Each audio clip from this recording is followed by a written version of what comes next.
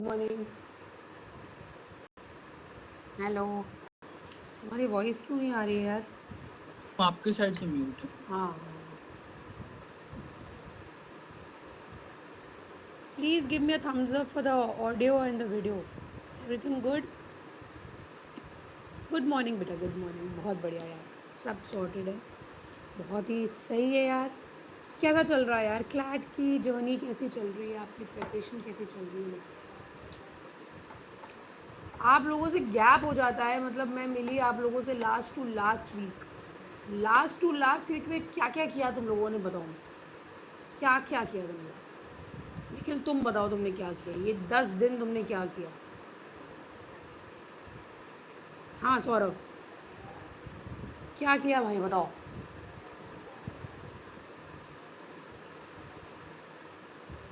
हाय, good morning. Hello. तुम्हारी voice क्यों नहीं आ रही है यार? आपके साइड से म्यूट है। हाँ। मैम मुझे कुछ पूछना था। जी बताइए। मैम जो आपने जो मंथली और वीकली मैगजीन्स आ रहे लीगल के, हम्म। मैम मंथली वाला पढ़े कि वीकली पढ़े या दोनों पढ़े? वीकली भी पढ़ सकते हो। वीकली मैगजीन्स थोड़ी सी ज़्यादा डिटेल्ड है। मंथली मैगजीन्स जो है तुम्हारी, मतलब it will be like a revision, क्योंकि मंथली में तुम्हारे कुछ ही टॉपिक्स होंगे। अगर तुम्हें लीगल में तुम्हें लगता है कि तुम वीक हो, तुम्हें मतलब, वैसे मेरे अकॉर्डिंग लीगल रीजनिंग के लिए तुम वीकली पढ़ो, वीकली। हाँ मैं वीक तो हूँ मैम लीगल में, मतलब मैं वीक ही हूँ हाँ समझता तो हूँ। वीकली पढ़ो वीक तुम। इससे वीकली क्या पढ़ूंगा। होगा? माइट भी उस वीकली का टॉपिक एज सच तुम्हारे एग्जाम पे वजह से इंपॉर्टेंट ना हो, बट तुम्हारी लीगल रीजनिंग को डेवलप करने के लिए तुम्हारे लिए अच्छा है। तुम अच्छा, पढ़ जितना ज़्यादा वास्ट तुम पढ़ोगे, जितना ज़्यादा तुम टॉपिक्स पढ़ोगे, उतना ज़्यादा अच्छा रहेगा तुम्हारे लिए। है कि नहीं? तो मंथली छोड़ दूँ ना मैम? नहीं, जब वीकली तुमने पढ़ लिया तो मंथली तुम एक दिन पढ़ लो पूरा, क्योंकि वो तुम्हें सब तैयारी होगा ऑलरेडी, वो मंथली वाला तुम्हारा।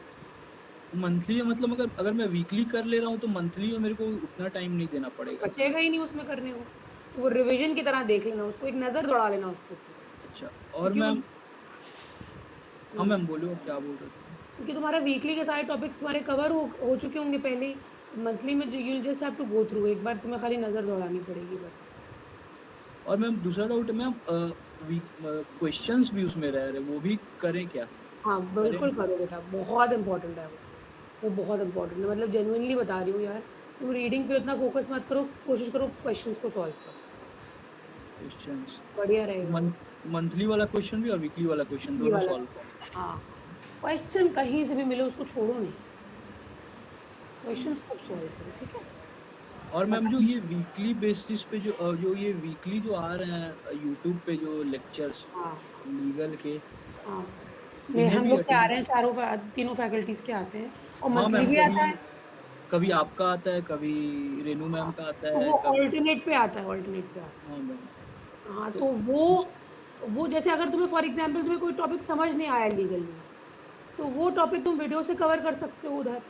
अगर वो टॉपिक तुम्हें उसमें समझ में आ गया, फॉर एग्ज़ाम्पल तुमने वीकली उठाया, तुम्हें वीकली में लगा कि यार भाई मुझे कुछ भी नहीं समझ, पता नहीं क्या है, मुझे समझ नहीं आ रहा, तो वीकली का तुम वीडियो लेक्चर देखो। तो मैम मतलब जो वीकली मैगजीन्स आता है उसी का वो लेक्चर्स होता है क्या? मतलब नहीं, उसका नहीं, मतलब मैं तो नहीं, कंटेंट वहाँ से नहीं उठाती हूँ, मैं अपना खुद का बनाती अच्छा, हूँ।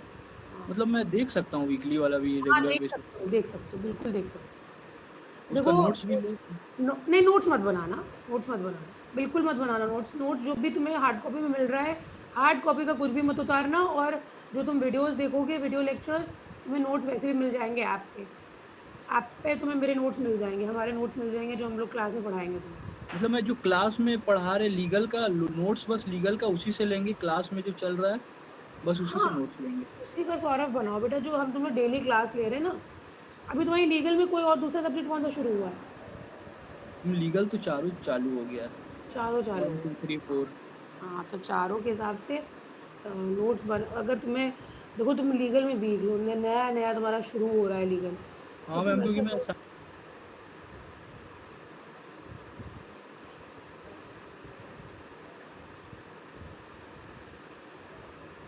और दूसरा सब्जेक्ट कौन-सा शुरू हुआ है? लीगल तो चारों चालू हो गया है। चारों 1 चालू। 2 3 4। हाँ, तो चारों के हिसाब से नोट्स बन अगर तुम्हें देखो तुम लीगल में वीक हो, नया-नया तुम्हारा शुरू हो रहा है लीगल, तो हाँ तुम मैम, क्योंकि ऐसे मैं नोट्स साइंस बैकग्राउंड से हाँ, हूँ तो हाँ, मैं कुछ जानता तुम नहीं हूँ। लीगल के नोट्स बना लो, लीगल के नोट्स बना लो, ज़्यादा बेटर रहेगा। और जो बच्चे थोड़े से हैबिचुअल हैं लीगल के लिए, उनके लिए कोई बड़ी बात नहीं है, तो वो रहने छोड़ सकते तो मैम लीगल का नोट्स बस आप लोगों के लेक्चर से बस हैं। करूँ ना? और लेक्चर से ही बनाओ, मॉड्यूल्स तुम्हारे पास हैं, मॉड्यूल्स है ना? हाँ मैम, है हाँ, तो मॉड्यूल्स। मॉड्यूल से रीड करो, हाइलाइटर रखो, एक पेन रखो, उसको रंग दो एकदम पढ़-पढ़ के, जो-जो इम्पोर्टेंट है क्लास में हम इम्पोर्टेंट बता रहे हैं उसमें मार्क करो। एक तुम्हारा स्टडी मटीरियल वो बुक होना चाहिए मॉड्यूल, एक तुम्हारा स्टडी मटीरियल तुम्हारे खुद के सेल्फ नोट्स होने चाहिए, जो क्लास के तुमने नोट्स। हमारे क्लास के नोट्स, जो तुमने हमारे क्लास नोट्स से उतारे हैं। अब उतारने का मतलब ये नहीं कि मैम ने सा 40 स्लाइड्स दी थी, पूरी 40 स्लाइड्स तुमने उतार दी। नहीं, वो तो मैं शॉर्ट्स करके ही 40 को तुम्हें 1 स्लाइड में करना है, 2 स्लाइड्स में करना है। तब तुम्हारे नोट्स बने, बेस्ट ऑफ बेस्ट नोट्स बनेंगे तुम्हारे। तो उसमें अगर तुम्हें टाइम लग रहा है तो अभी टाइम लगने दो, कोई दिक्कत नहीं है। अभी महीना 2 महीना तुम्हें सेटल होने में लग जाएगा नोट मेकिंग में, फिर उसके बाद तुम्हें आदत बन जाएगी कि यार ये तो लिखना ही नहीं है, क्यों लिखूँ मैं इसको, तो पूछेगा ही नहीं एग्ज़ाम में। तब तुम्हें पता लगने लगेगा कि एग्ज़ामिनर क्या पूछेगा, तब तुम्हारे नोट्स बेस्ट ऑफ बेस्ट निकलेंगे। ठीक और है? मतलब और मैम जो वीकली क्लासेस हो रहे हैं वहाँ यूट्यूब पे, और मैगज़ीन वीकली और मंथली से, उससे अब सिर्फ़ क्वेश्चन लगाएँ और उसका क्वेश्चन नोट्स नहीं लगाओ, बनाएँ। रीडिंग। रीडिंग और उसका नोट्स नहीं बनाए ना कुछ भी का। उसके नोट्स मत बनाइए, बिल्कुल हरगिज़ मत बनाइएगा। उससे मैं पीडीएफ में तुम्हारा जो लैपटॉप है तुम्हारे पास? मैम टैबलेट है। टैब है ना? तो टैब तो बेस्ट है। टैब से उसको हाइलाइट कर लो, जो-जो तुम वीकली में जक्शु मैम ने बताया कि ये सबसे इम्पोर्टेंट ये आ जाएगा, पैसिव यूथनेशिया है, मार्क कर लिया। मैगज़ीन्स में। एग्ज़ाम से पहले एक आध बार तो रिविज़िट करोगे ना मैगज़ीन्स को, जो पुरानी मैगज़ीन्स होंगी। मैम मैंने प्रिंट आउट निकलवा लिया है। हाँ, बेस्ट है, वो भी ठीक है। तुम कोई एफ़र्ट मत करो, तुम लिखने का एफ़र्ट मत करो।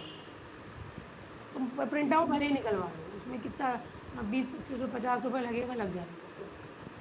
ठीक है तुम मैम। मेहनत मत करो उसपे, क्योंकि तुम मेहनत ठीक है मैम। करोगे, तुम्हारे लिए एक बर्डन होगा, एक और काम होगा।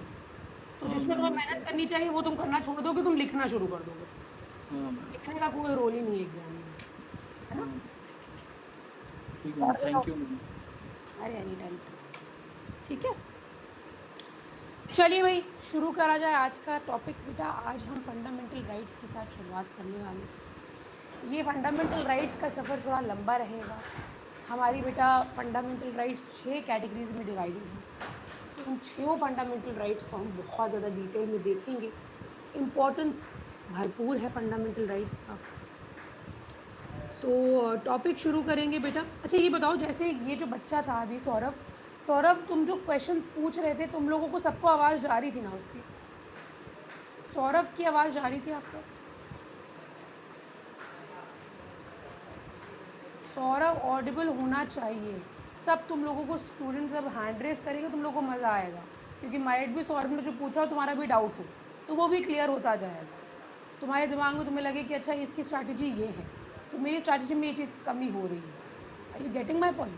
तो कई बार सवाल किसी और का होता है और मेरी तैयारी ब्रश अप होने लगती है।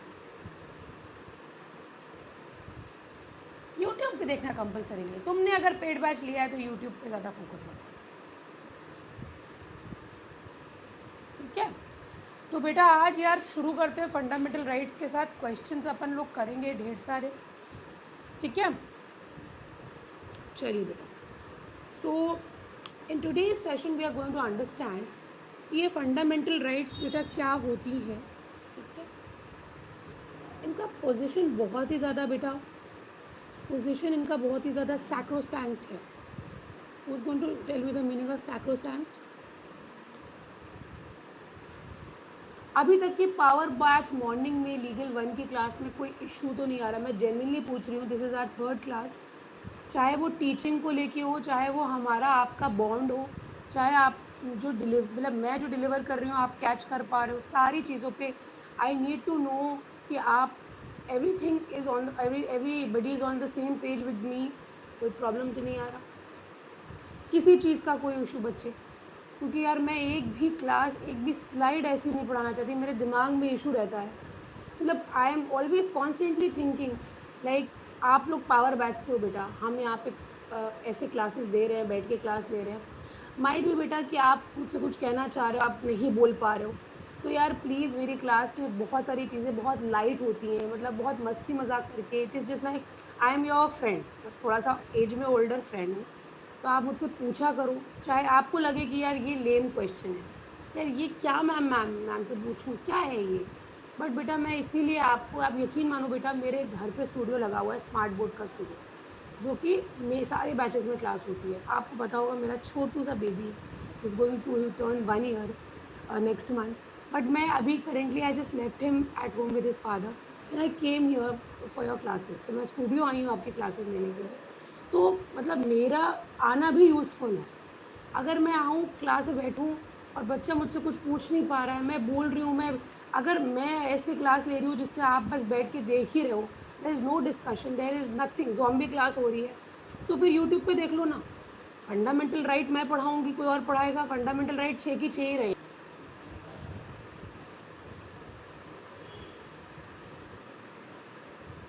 होगा, मज़ा आएगा, मैं भी याद रखूँगी आप सभी लोगों को, है ना? तो ये ध्यान रखो यार इस चीज़ का कि मतलब थोड़ा-सा इंटरैक्टिव रखो, आस्क क्वेश्चंस, पूछो। आपको लगेगा लेम है, लेकिन मेरे लिए कभी भी किसी बच्चे का सवाल लेम नहीं होता, है ना? तो ये चीज़ है। हाँ बेटा, यथार्थ बताइए।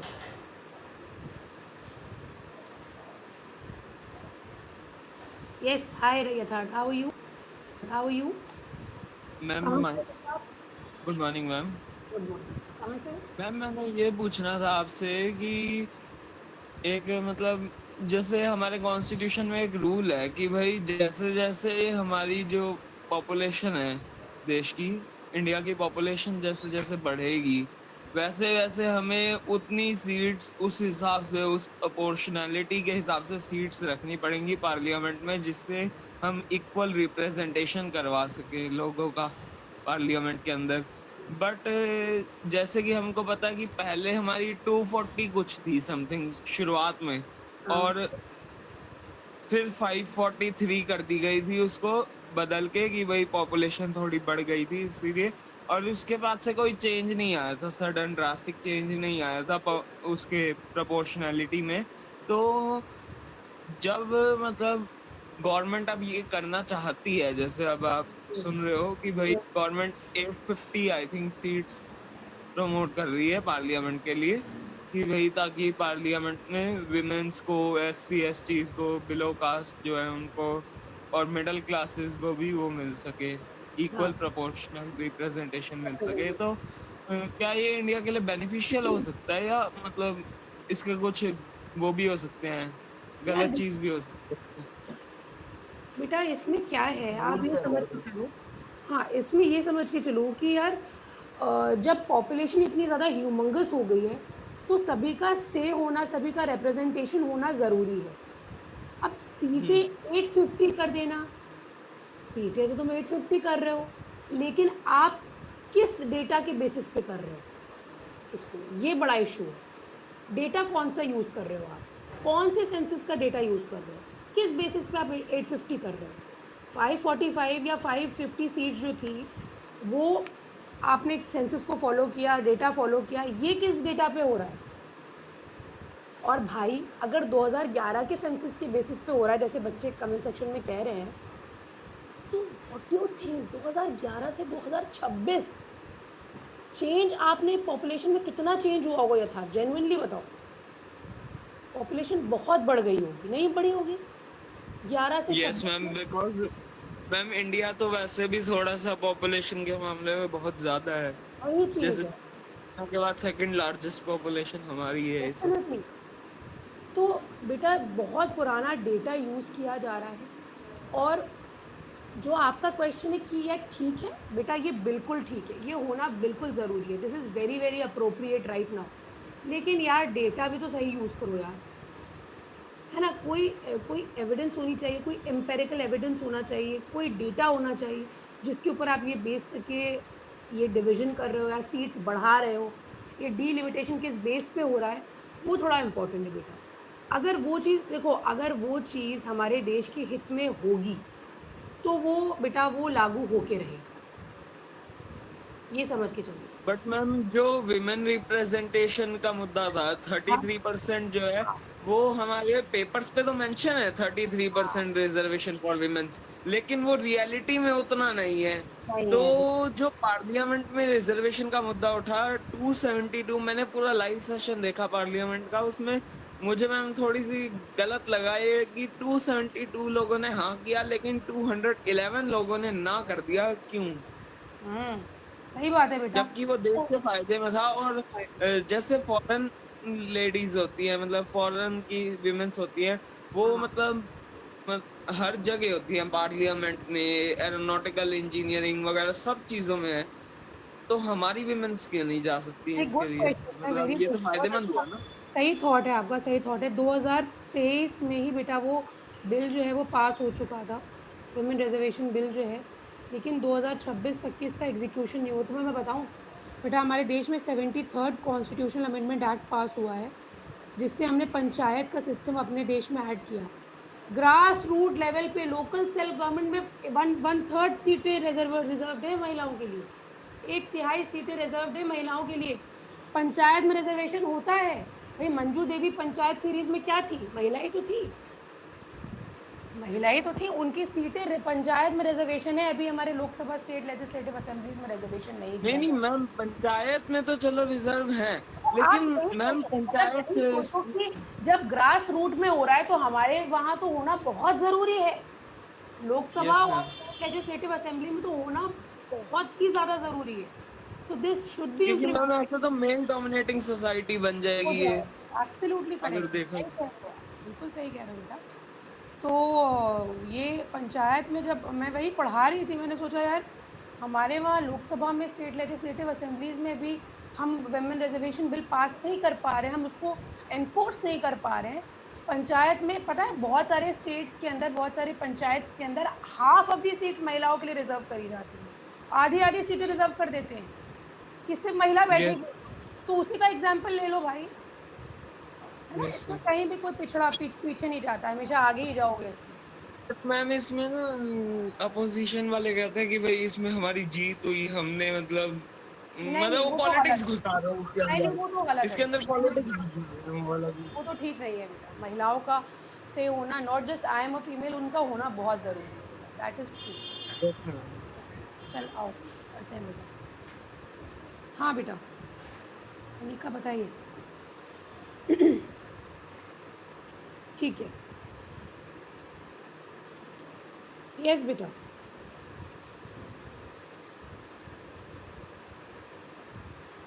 हाँ अनिका बताइए बेटा, मेरी आवाज़ आ रही है आपको? चलो, तो बेटा पोजीशन इनकी सैक्रोसैंक्ट है। निखिल तुमने क्या बताया था, इसका आंसर क्या था? सैक्रोसैंक्ट का मतलब क्या है? टॉपिक पे आ जाएंगे, आप थोड़ा सा टॉपिक करेंगे बेटा, फिर बीच में डाउट्स लेंगे। सैक्रोसैंक्ट का क्या मतलब होता है बेटा? इनवॉयलेट। क्वेश्चंस लास्ट में ही लेंगे सारांश। Yes I got. What is the meaning of sacrosanct? Sacrosanct का मतलब होता है बेटा समथिंग जिसका ओरिजिन ही डिवाइन ओरिजिन, डिवाइन ओरिजिन होना, या जैसे कोई चीज़ ऊपर वाले की द्वारा आती है। सैक्रोसैंक्ट मतलब जिसको आप टच नहीं कर सकते, जिसको आप टच नहीं कर सकते हो, और something which is very pure basically. तो ये पोजीशन हमने फंडामेंटल राइट्स को दिया है, और लगभग हर एक कंट्री ने फंडामेंटल राइट्स को वो स्टेटस, वो पोजीशन दे के रखा हुआ है। ठीक है, इंटरनेशनली जो फंडामेंटल राइट्स हैं, ह्यूमन राइट्स आप जानते हो, इन्हीं राइट्स को आप जब इंटरनेशनली देखते हो तो ये ह्यूमन राइट्स हो जाती है, basic rights, valuable and untouchable. बिल्कुल सही। सवाल ये उठता है कि क्या कभी फंडामेंटल राइट को हम अमेंड कर सकते हैं? What is the meaning of amendment? Amendment का मतलब होता है बेटा, क्या फंडामेंटल राइट में कभी कोई चेंज किया जा सकता है? क्या फंडामेंटल राइट में कोई एडिशन हो सकता है? क्या फंडामेंटल राइट में कोई वेरिएशन किया जा सकता है?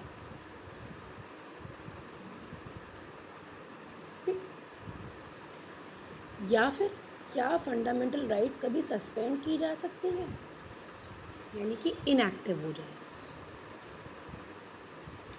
इनएक्टिव।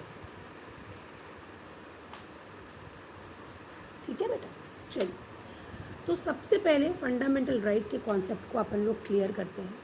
बेटा फंडामेंटल राइट जो है ये हम यूएसए से इंस्पायर होते, सबसे पहले ध्यान रखें फंडामेंटल राइट का इंस्पिरेशन हम यूएसए से ड्रॉ करते हैं, यूएसए के बिल ऑफ राइट्स, यूएसए के बिल ऑफ राइट्स से। ठीक है, फंडामेंटल राइट्स को हम अपने देश का माग्ना कार्टा कहते हैं। माग्ना कार्टा के बारे में आप जानते हो बेटा, ये एक यूनाइटेड किंगडम का one of the earliest document है जिसको बहुत ही इम्पॉर्टेंट पोजीशन दी गई है, बहुत ही ज़्यादा इम्पॉर्टेंट पोजीशन। तो जिस तरह से माग्ना कार्टा यूके में वो रखता है, वैल्यू रखता है, उसी तरह से फंडामेंटल की राइट्स की जो वैल्यू है वो इंडिया में है। फंडामेंटल राइट जो है वो इंडिविजुअल फ्रीडम की जब हम बात करते हैं तो बेटा पॉलिटिकल फ्रीडम कहीं ना कहीं यहाँ पे इंडिविजुअल्स का ये सिक्योर करता है। पॉलिटिकल से मतलब ये समझ के चलिएगा कि इंसान की दिनचर्या में, मतलब डेली बेसिस पर अगर आप उठा के देख लें, जिन भी बेसिक राइट्स की रिक्वायरमेंट होती है सस्टेन करने के लिए, एक देश में जो जितनी राइट्स प्रोवाइड करनी चाहिए एक इंडिविजुअल को, वो राइट्स सारी इसके अंदर है। फंडामेंटल का मतलब क्या होता है, वर्ड फंडामेंटल बेटा it means something which is most essential for what, for liberty, for freedom, right. क्या कह रहे हो आप लोग?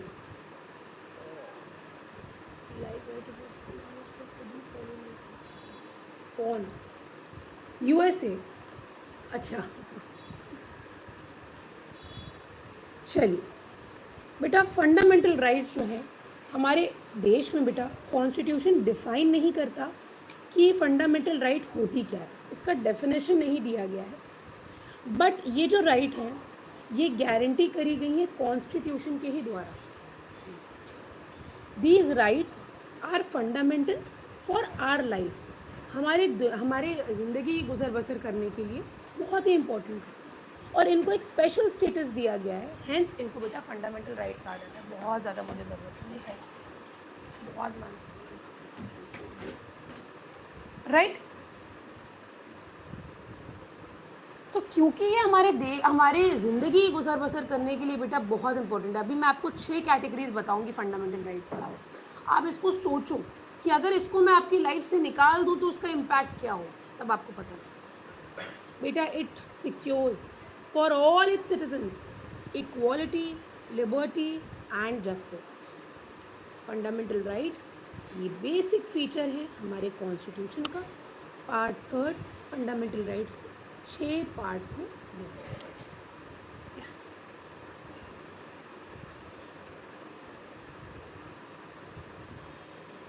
आगे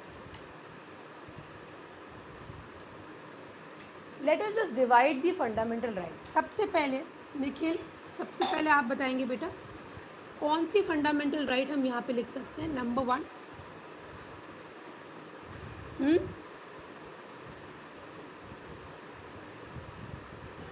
right to speech, right to equality. Krish correct है, इक्वालिटी का राइट है, बट ये तो बहुत ही बेसिक बात है इक्वालिटी। इक्वालिटी को थोड़ा सा और ध्यान रखिएगा। Everybody just listen to me carefully. आज we are just going to see overview of the fundamental rights. हर एक फंडामेंटल राइट से रिलेटेड हमारी एक स्पेसिफिक क्लास होने वाली है, तो ऐसा मत समझना कि आज जो मैंने बता दिया इसके बाद हम फंडामेंटल राइट्स डिस्कस ही नहीं करेंगे। पूरी क्लासेस में आगे एक एक आर्टिकल पे बात होगी। आज खाली एक जनरल ओवरव्यू ले लीजिए और कोशिश ये करिएगा कि जो जो फंडामेंटल राइट्स मैं आपको बता के जाऊँ उनको मेमोराइज करने की कोशिश करिएगा, क्योंकि आप सेट हो जाओगे। फिर एग्जाम पीओवी से आप सेट हो जाओगे अगर एक बार आपने उसको मेमोराइज कर लिया। ठीक है, एक चीज़ ध्यान रखिएगा इस चीज़ को।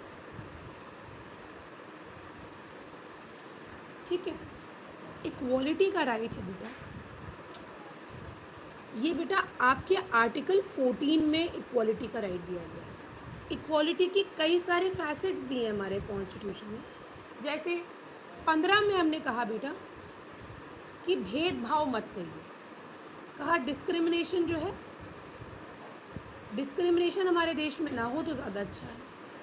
कैसा डिस्क्रिमिनेशन बेटा? डिस्क्रिमिनेशन अगर आप रिलीजन के नाम पे करते हो, रेस के नाम पे करते हो,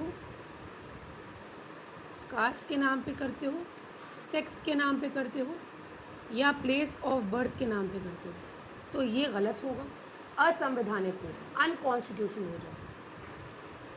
यशिता इज आस्किंग कि मैम क्या हमें सारे आर्टिकल्स को और सेक्शंस को क्लैट के लिए लर्न करना है? तो यशिता बेटा आपको सारे आर्टिकल्स और सेक्शंस को क्लैट के पीओवी से लर्न नहीं करना है, बट अगर आप फंडामेंटल राइट्स लर्न कर लोगे या मेमोराइज कर लो, एक दो बार देखोगे लर्न हो जाएगा, तो ज़्यादा अच्छा है।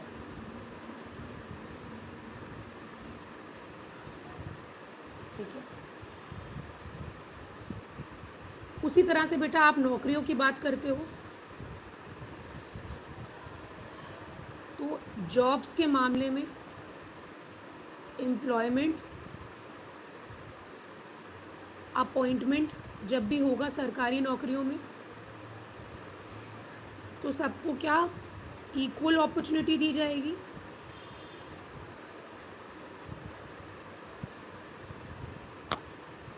इक्वालिटी होगा इसमें भी। ठीक, फिर उसके बाद हमारे देश में कास्टिज्म, छुआछूत इतना ज़्यादा engraved, deep driven inside the society, in the minds of people, but हमारा कॉन्स्टिट्यूशन ये नहीं करता बेटा।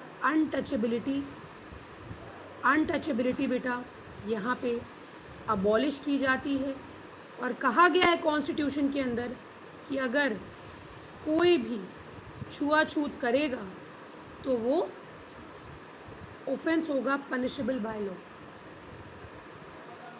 लास्ट में बेटा आपका कोई भी टाइटल नहीं दिया जाएगा।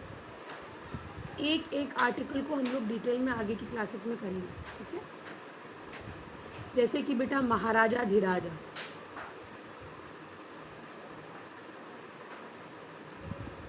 जैसे कि अकबर दी ग्रेट, है ना, शहनशाह, तो ये सब प्रोहिबिट किया। इक्वालिटी के इतने सारे फैसेट्स निकल के आते हैं बेटा। फंडामेंटल राइट्स जो हैं, रेड पेन से ना लिखो तो ज़्यादा बेटर है, राइट।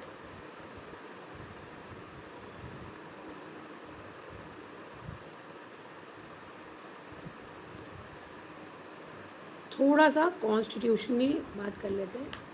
ये बेटा पार्ट 3 में दी गई आर्टिकल्स 12 से 35, ये आर्टिकल 12 से 35 6 हेड्स में डिवाइडेड है, जिसमें आते हैं बेटा equality number 1, number 2 freedom,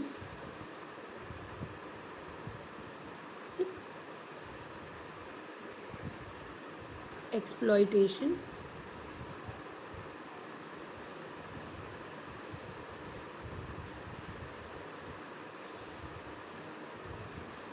number 4 religion,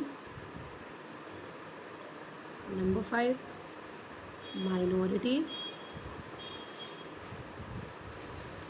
number 6 remedy क्या।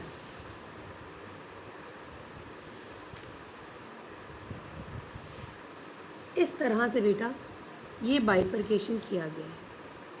अब आर्टिकल 12 से लेकर के 35 एक एक आर्टिकल भी मैं आपको कराऊंगी, एक एक आर्टिकल पे भी हम फोकस करेंगे, बट अभी एक जनरल ओवरव्यू ले लीजिए। ठीक है, इक्वालिटी मैंने आपको बताया। फिर फ्रीडम में बेटा आपके 4 आर्टिकल्स आते हैं। 19 जो आपका बेसिक आर्टिकल है freedom of speech and expression का,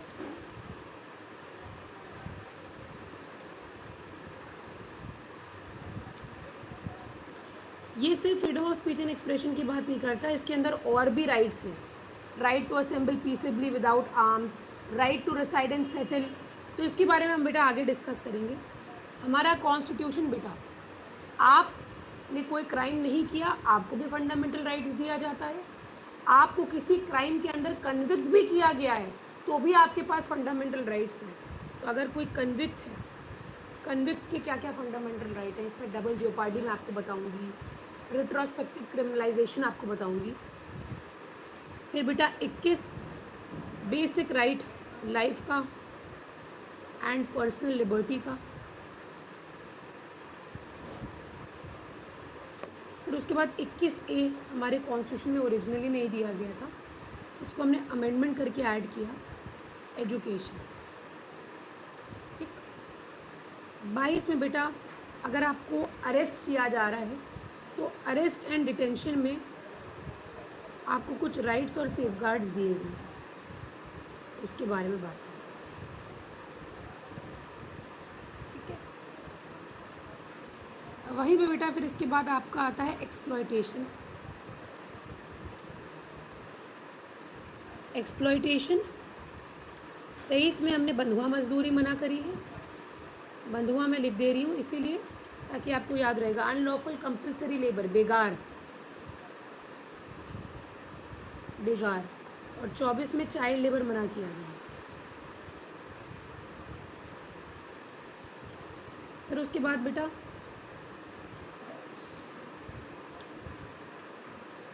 25,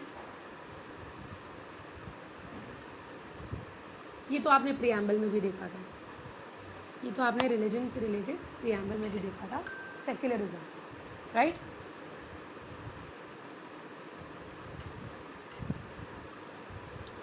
बेटा 25 में बेसिक राइट है प्रैक्टिस। कोई भी रिलीजन तो प्रैक्टिस कर सकते हो, प्रोफेस कर सकते हो और प्रोपोगेट कर सकते हो, स्प्रेड कर सकते हो, दिल से मान सकते हो और उसको अपने चाल चलन में ला सकते हो, प्रैक्टिस कर सकते हो। 26 में मैनेजमेंट, रिलीजियस अफेयर्स का मैनेजमेंट। कोई भी रिलीजियस अफेयर्स है, आपको कोई इंस्टीट्यूशन बनाना है, वो सभी राइट्स आपको दिए गए। 27 में नो टैक्सेस, रिलीजियस लाइन पे कोई टैक्स कलेक्ट नहीं किया जाएगा। 28 में अगर कोई सरकारी स्कूल है तो वहाँ पे एक धर्म को लेके कोई रिलीजियस इंस्ट्रक्शन नहीं दिया जाएगा, मना किया जाएगा। रिलीजियस इंस्ट्रक्शन मतलब प्रार्थना जो होती है या दुआ जो होती है या जो प्रीस्ट आते हैं, तो ये एक धर्म का कोई चीज़ होना स्टेट एडेड यानी कि सरकार के द्वारा बनाए गए स्कूल कॉलेज में नहीं किया जाएगा। प्राइवेट है तो कर सकते हैं, प्राइवेट है तो आप उसको कर सकते हैं। इन सभी को एक बार इसका ओवरव्यू लेते जाना बेटा, क्योंकि इसको आप नेक्स्ट क्लासेस में हम लोग डिटेल में करेंगे। रीड कर लेना, खाली कोशिश करना खाली रीड करके समझ में आए तो अच्छा रहेगा। ठीक है।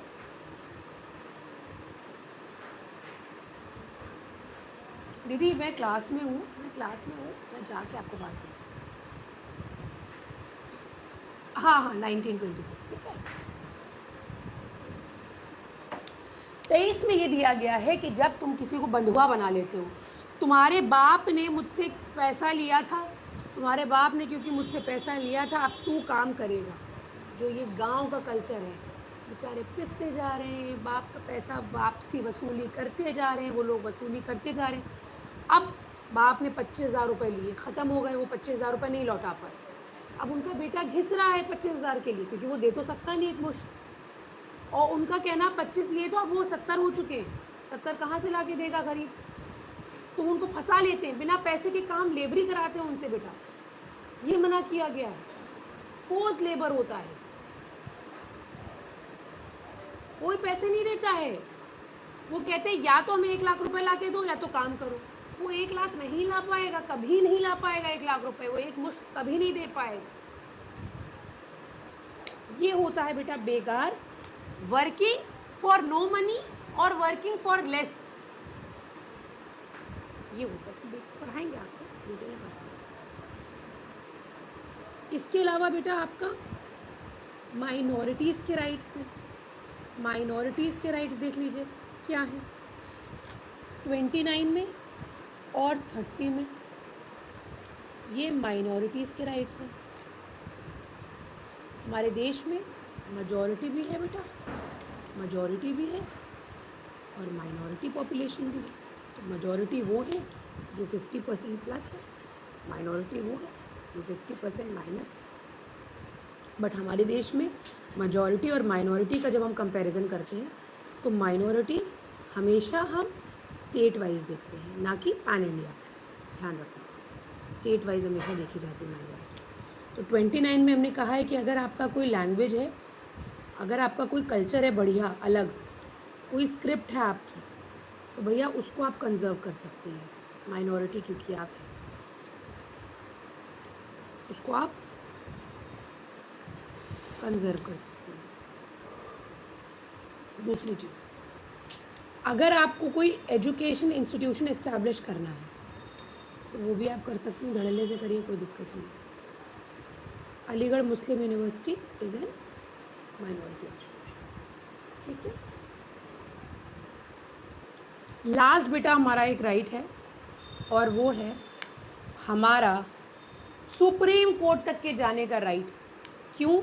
क्योंकि उबी जस इबी रिमेडियम ये एक मैगजिम है। ये मैगजिम कहती है कि तुमने खाली राइट्स दे दिए, अगर उन राइट्स को कोई वायलेट करता है और उसका कोई स्पेसिफिक मैकेनिज्म नहीं है उनको एनफोर्स कराने का, तो हम इन राइट्स का क्या करेंगे? ये तो मेरे किसी काम के नहीं, उनको डस्टबिन में डाल दी तो ज़्यादा अच्छा है। A right without a remedy is zero, it is a nullity, it is null, zero है, शून्य है। तो अगर आप राइट के साथ रेमेडी दे रहे हैं तब तो बढ़िया है। अगर आप कह रहे हैं तुम्हारे पास है, हाँ तुम्हारे पास फंडामेंटल राइट है, लेकिन अगर तुम्हारे साथ कोई छुआछूत करेगा तो यार कुछ नहीं कर सकते। लेकिन हमारे कॉन्स्टिट्यूशन ने तुम्हें राइट्स भी दिए और उसका सल्यूशन भी दिया। अगर उसको कोई वायलेट करेगा आप सीधे बेटा सुप्रीम कोर्ट मूव कर सकते हो, डायरेक्टली आप सुप्रीम कोर्ट का दरवाज़ा खटखटा सकते हो, जो कि आपका एपेक्स कोर्ट है। अगर आप एक हायरार्की ऑफ कोर्ट देखो तो सबऑर्डिनेट कोर्ट्स है, हाई कोर्ट है और आपका सुप्रीम कोर्ट बैठा सबसे ऊपर, तगड़ी पावर रखता है, डायरेक्टली जा सकते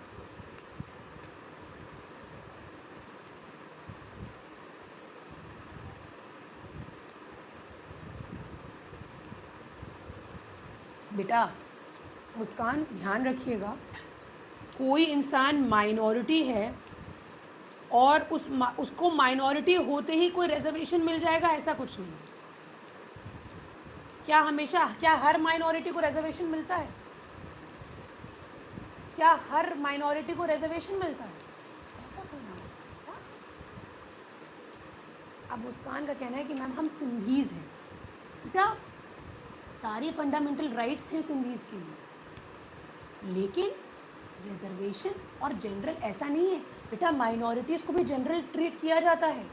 बेटा I also belong to a minority community, मैंने हमेशा फॉर्म जनरल कैटेगरी में भरा है, मैं हमेशा जनरल में फ़ाइट की हूँ, पता है आपको। तो माइनॉरिटी का मतलब रिजर्वेशन थोड़ा ना होता है। माइनॉरिटी का मतलब ये है कि बेटा आपको यहाँ पे 50% से कम हो आप।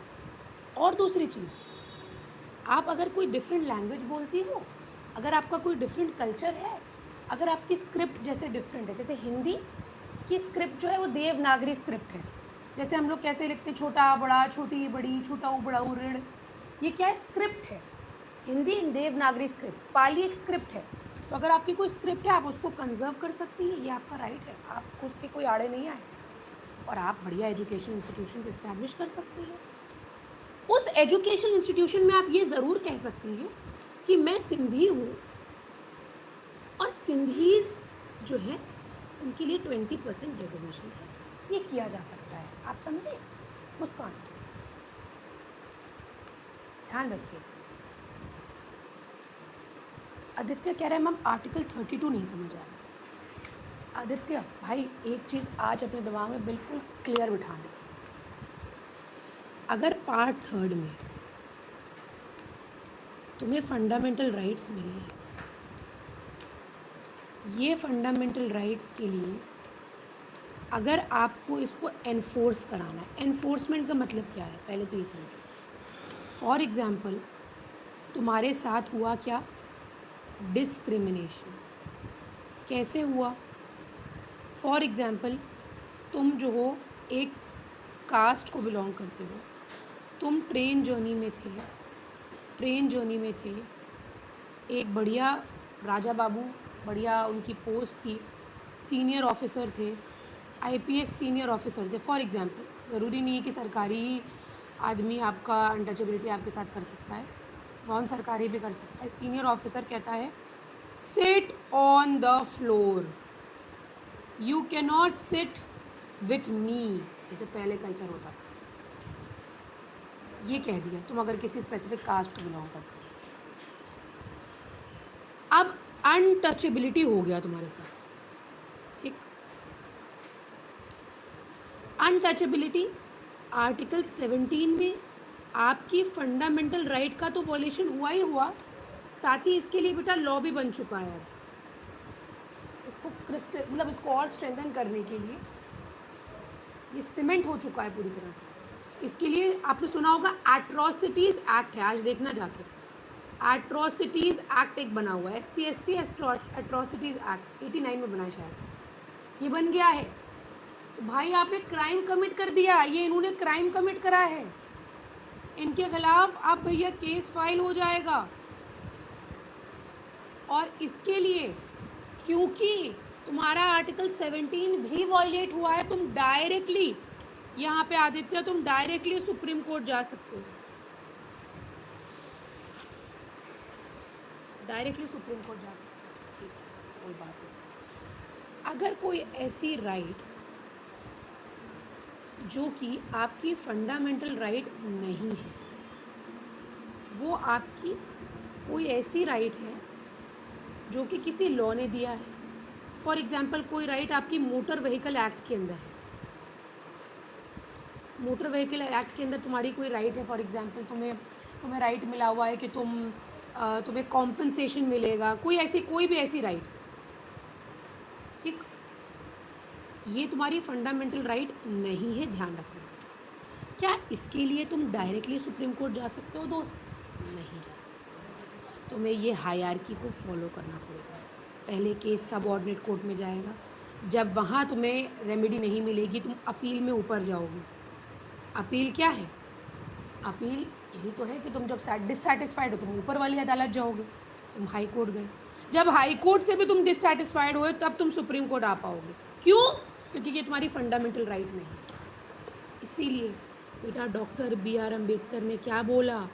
ही सेड कि the article 32 is the heart and soul of the constitution, not just part 3rd, not just chapter 3, the entire constitution, क्योंकि वो हमारे लिए बना है, हमने अडॉप्ट करा। अगर हमारी फंडामेंटल राइट्स के लिए ये काम नहीं कर रहे हैं तो किसके लिए? Are you getting my point Aditya?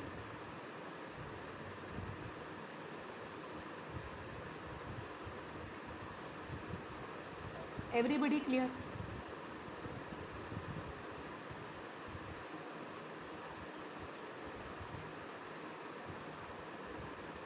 कोई डाउट यहाँ तक की? कोई डाउट यहाँ तक की? Everybody should answer here. Any doubt बच्चा लोग प्लीज लेट मी नो। अब हम आएंगे फंडामेंटल राइट्स की एनफोर्सेबिलिटी। यार ये बताओ, if I want to show you guys any pictures, any videos in the class, how should I show you?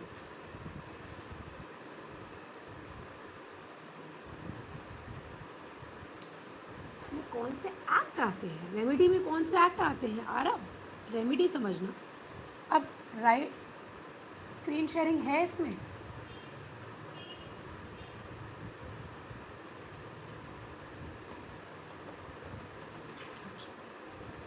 बेटा जो हमारे कॉन्स्टिट्यूशन का आर्टिकल नंबर 32 है, आर्टिकल नंबर 32 बात करता है आपका सुप्रीम कोर्ट मूव करने का, the right to move Supreme Court in the event of violation of your fundamental right. ठीक, सुप्रीम कोर्ट मूव करते हो आप. रेमेडी, इसका मतलब क्या होता है? जैसे अभी बच्चे के साथ अनटचेबिलिटी हुआ, अनटचेबिलिटी से रिलेटेड जब उसने सुप्रीम कोर्ट में केस फाइल किया तो सुप्रीम कोर्ट ने जो अपना डिसीजन सुनाया और डिसीजन सुना के जब पनिश किया उस आईपीएस ऑफिसर को, ये आपकी रेमेडी है. Remedy is the solution, remedy is the redressal of violation of what? Of fundamental right. This is an example. Article 14 से इक्वालिटी, डिस्क्रिमिनेशन. अब इसी की जगह पे डिस्क्रिमिनेशन कर लो. फॉर एग्जांपल किसी के साथ डिस्क्रिमिनेशन हुआ है,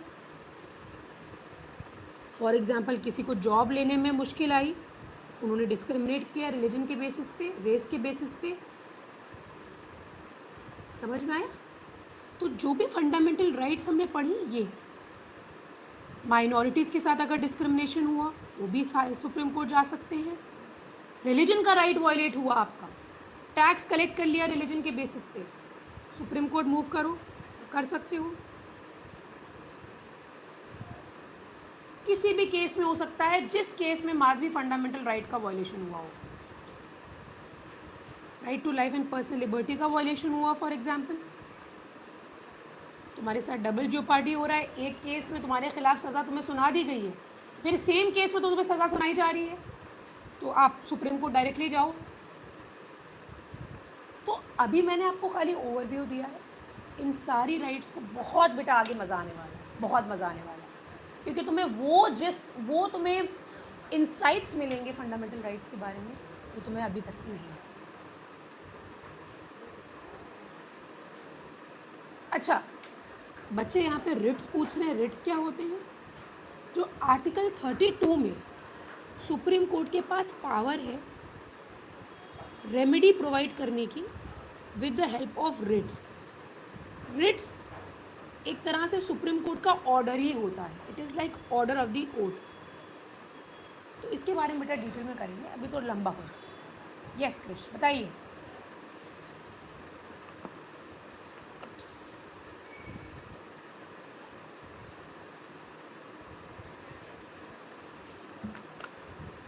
यहाँ तक की कोई दिक्कत? प्रियांक बटा इज आस्किंग मैम क्या हमें यहाँ पे एडवोकेट की रिक्वायरमेंट होनी चाहिए सुप्रीम कोर्ट मूव करने के लिए? तो प्रियांक बटा येस, यू रिक्वायर एडवोकेट. आपको वहाँ पे मिलेगा एडवोकेट और फ्री लीगल एड है. इनफैक्ट फ्री ऑफ कॉस्ट भी मिल सकता है अगर आप पुअर हो, लेकिन आप अगर चाहो तो अपने आप को भी रिप्रेजेंट कर सकते हो. क्या a person can contest and win elections from jail और प्रिजन? नो. मतलब actually there is no restriction, ऐसा कोई रिस्ट्रिक्शन नहीं है. और बहुत सारे ऐसे एरियाज़ में देखा भी गया है जहाँ पे जीते भी हैं लोग. यस, क्योंकि मना नहीं किया गया है, लेकिन कॉन्स्टिट्यूशनली नहीं होना चाहिए. There is no such provision in the constitution. What is solution of remedy? यशता, एक बार आप हैंड रेज करो बेटा प्लीज़.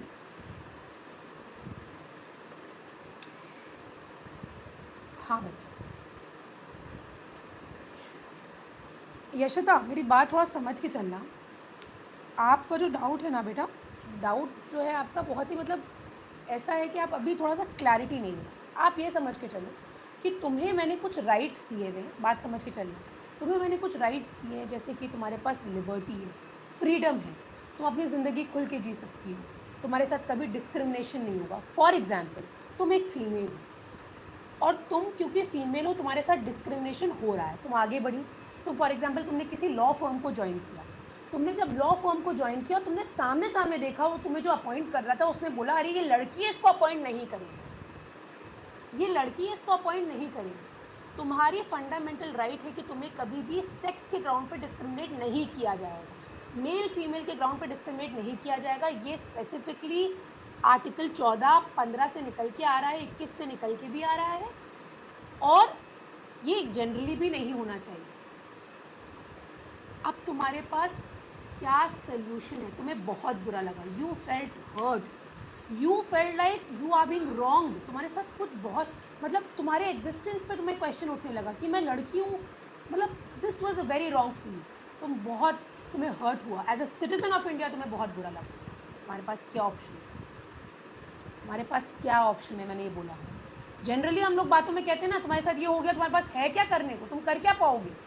तुम बोलो कि मैं क्या कर पाऊंगी, मैं डायरेक्टली सुप्रीम कोर्ट जा पाऊंगी। This is a remedy, this is the solution for the violation of your fundamental right, जो कि तुम्हारे साथ डिस्क्रिमिनेशन हुआ बेटा on the ground of sex. बात समझ आई बेटा? Yashita, are you getting my point बेटा? ठीक है, समझ में आया ना? तो आप समझ के चलो, रेमेडी, सोल्यूशन, दे आर एक तरह के टर्म्स हैं बेटा। जब आप डिटेल में पढ़ते जाओगे ना बेटा, जब मैं आपको एग्जाम्पल्स, केस लॉज बताऊंगी, मज़ा आएगा। ठीक है, चलो। हाँ, under the representative person who is in jail और police custody is not allowed to vote in elections. Vote in elections, भाई मेरे खड़े हो रहे हो तुम, कॉन्टेस्ट कर सकते हो, क्योंकि कोई रिस्ट्रिक्शन नहीं लगा है मैम, बस डिस्क्रिमिनेशन में ही, वही तो माधवी अभी मैंने बताया। माधवी बेटा मेरा, मैंने तभी तो बताया अभी आपको, यहाँ पे भी जा सकते हो। फंडामेंटल राइट्स में ये सारी चीज़ें ना मैंने बताया पार्ट 3 में है, इन सभी मामलों में आप कोर्ट जा सकते हो, और यही चीज़ आपको यहाँ पे दी गई है।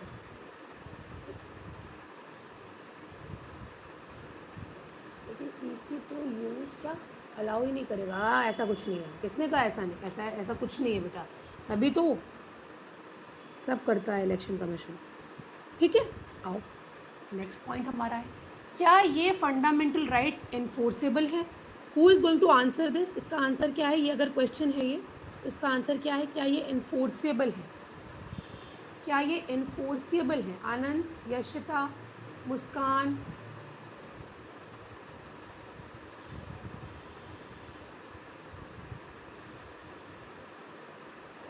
just one child, Nikhil, yes, Ishika, Anamika, Mahima, Arav, are the fundamental rights enforceable? Are the fundamental rights enforceable? बच्चे, enforceable का मतलब क्या है? क्या आप कोर्ट जा सकते हो अगर इनका वायलेशन हुआ? यशिका, अभी मैंने आपको क्या एग्जाम्पल दिया? Of course yes, under article 32 we have a remedy, we have remedies जिसमें सुप्रीम कोर्ट 32 में सुप्रीम कोर्ट और आर्टिकल 226 में बेटा हाई कोर्ट के पास पावर है, वो आपको सॉल्यूशंस प्रोवाइड करेंगे। जनरली ये इसमें बेटा रिट्स इशू करते हैं, ये रिट्स इशू करते हैं। रिट्स क्या होते हैं बेटा? ये आदेश होते हैं, ऑर्डर ही होते हैं ऑफ कोर्ट। मैम, अगर ऋषि का इंटेंशन नहीं था पर किडिंग वे में डिस्क्रिमिनेट करने पे किसी को हर्ट हुआ, तब भी बेटा जा सकते हो आप, तब भी जा सकते हो। हमारे देश में बेटा रूल ऑफ लॉ है। हंसी मजाक में मतलब वो ये नहीं कह सकता ओ मतलब मर्डर कर दो और कहो कि अरे मुझे नहीं पता था, क्राइम है, ये क्राइम है, आप गलत कर रहे हो। ये चीज़ पता होना ज़रूरी है, ये एटीट्यूड होना ज़रूरी है। ठीक है, हाँ बेटा।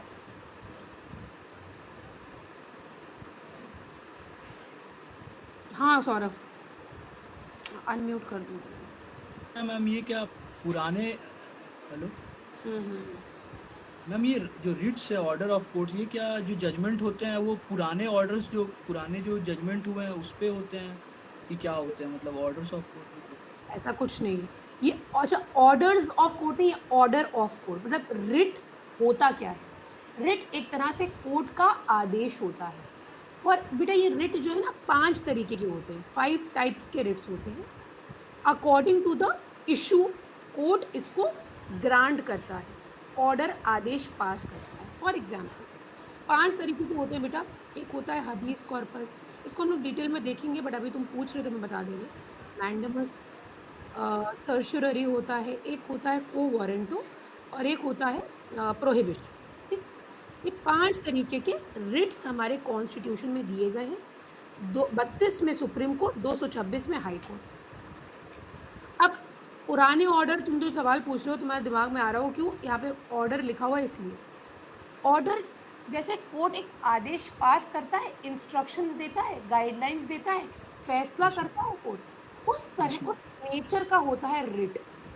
अगर किसी पर्सन का इलीगल डिटेंशन हुआ है, डिटेंशन का मतलब किसी को बंद कर दिया जेल में उठा के, मैजिस्ट्रेट के सामने प्रोड्यूस नहीं किया, उसके साथ 3rd डिग्री टॉर्चर कर रहा है, मार पिटाई कर रहा है पुलिस ऑफिसर, उसने क्या किया, कोर्ट में एप्लीकेशन दे दिया कि हमारा इलीगल डिटेंशन हुआ है, या उसके किसी दोस्त ने दे दिया, उसके किसी फैमिली मेंबर ने दे दिया, कोर्ट उसमें हबीस कॉर्पस का रिट जारी करता है।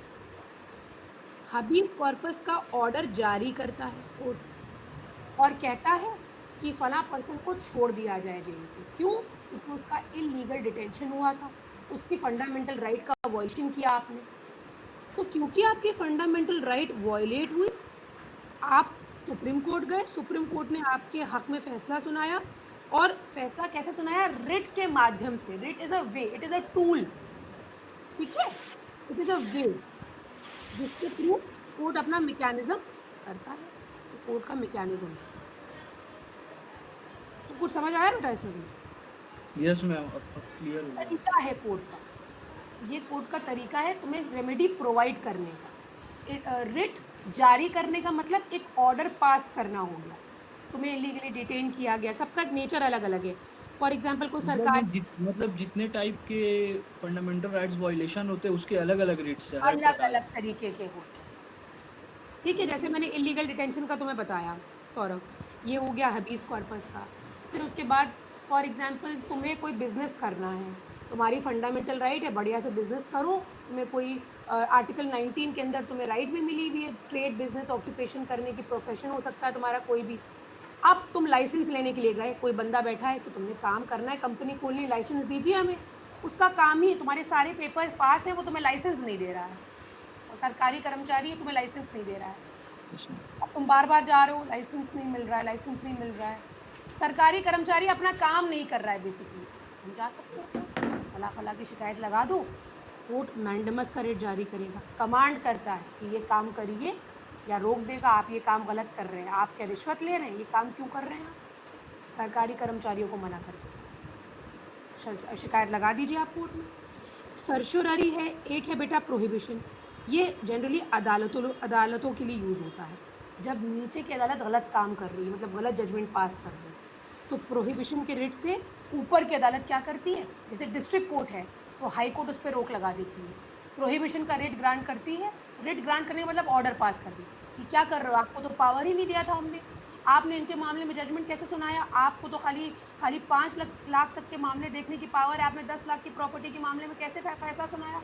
रोक देगी, जजमेंट कैंसिल कर सकती है, उसका क्वॉश कर सकती है और कहेगी अब हम देखेंगे इस मामले में। तो तगड़ी पावर है बेटा। अब जैसे तुम्हारा कोई दोस्त है, तुम्हारे साथ पढ़ता था, उसने एग्ज़ाम दिया और तुम्हें पता है उसके फादर जो है वो पब्लिक सर्विसेज में है, और तुम्हें पता है कि उसकी नौकरी जो है फ्रॉड पूरा करप्शन करके उसकी नौकरी लगी, तुमने शिकायत लगा दी कोर्ट में, सुप्रीम कोर्ट में तुमने को वारंटों की रिट मतलब पिटिशन फाइल किया, शिकायत लगाई तुमने कि ये फला फला पर्सन है, इनकी जॉब आप चेक कर लीजिए, हम गारंटी के साथ बता रहे हैं कि ये इनकी फर्जी नौकरी है। वो देखेगा, इन्वेस्टिगेट करेगा, को वारंटों का रिट पास कर देगा, को वारंटों कहा जाता है। रिट पास करके कहेगा कि तुम्हारी सीट चली जाएगी जो फ्रॉडली बैठा हुआ है, और उसकी जगह पे अगर तुम डिजर्विंग हो तो तुम्हें बिठा भी सकता है।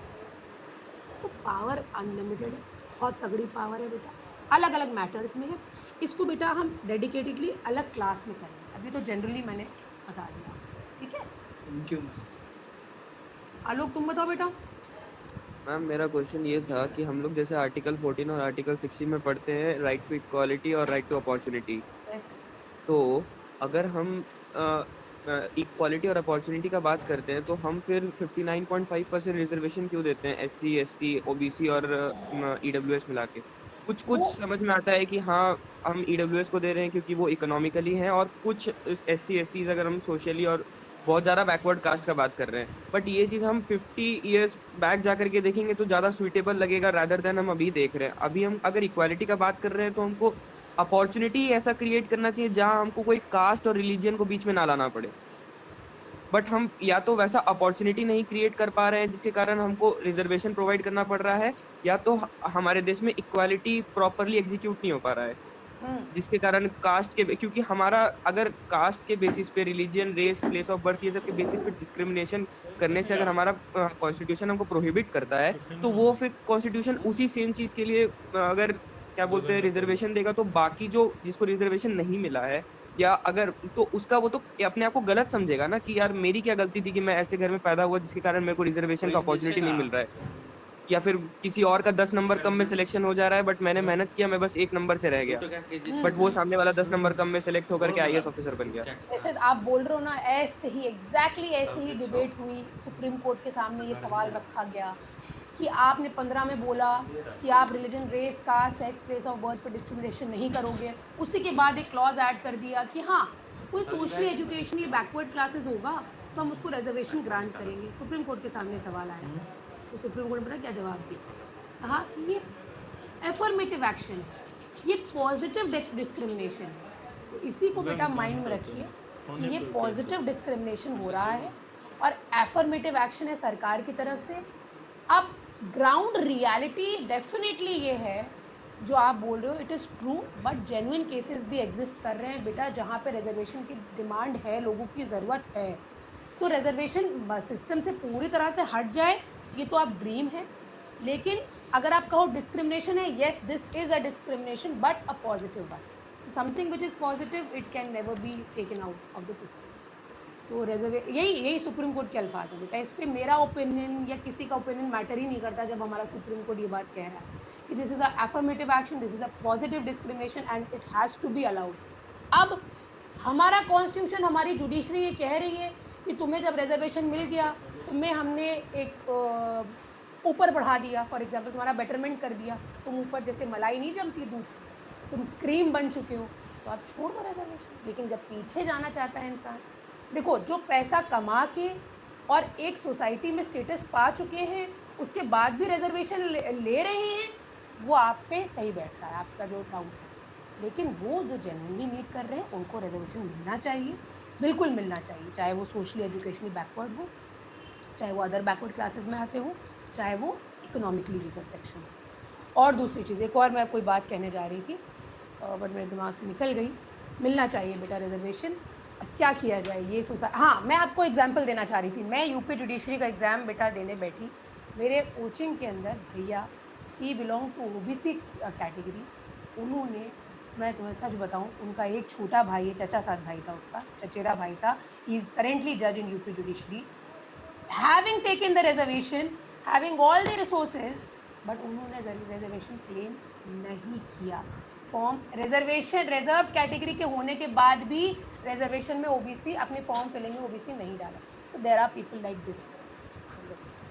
तो ऐसे भी लोग हैं, ऐसे लोग ज़्यादा हो तो अच्छा है। मतलब उन्होंने कहा कि हम क्रीमी लेयर के हैं, हम क्रीम बन चुके हैं, हमें पैसा इतना मिल चुका है, हम सोसाइटी में स्टेबल हैं यार, ऐसा थोड़ा ना कि पिछड़े हैं कहीं से। तो पिछड़ा होना पहली बात कोई बुराई नहीं, लेकिन हाँ रिजर्वेशन सिर्फ उन्हीं लोगों के लिए होना चाहिए जो वाकई बात करें।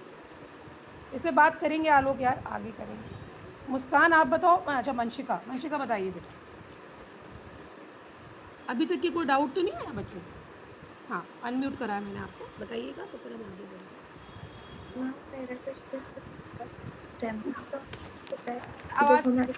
आवाज़ कट रही बेटा।